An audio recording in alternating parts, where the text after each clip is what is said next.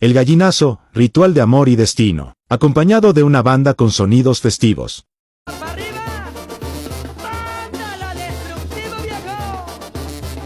La persona que encabeza en grupo es el que da la bendición a los novios por las nupcias.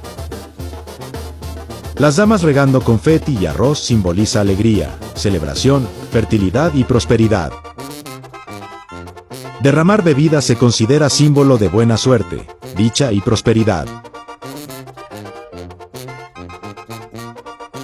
Al terminar, dan las gracias, porras y no podía faltar el beso.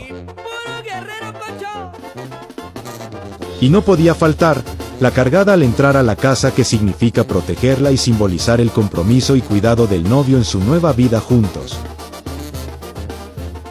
Después de que todos tiraron más mole que arroz, a divertirse, comer, bailar y brindar.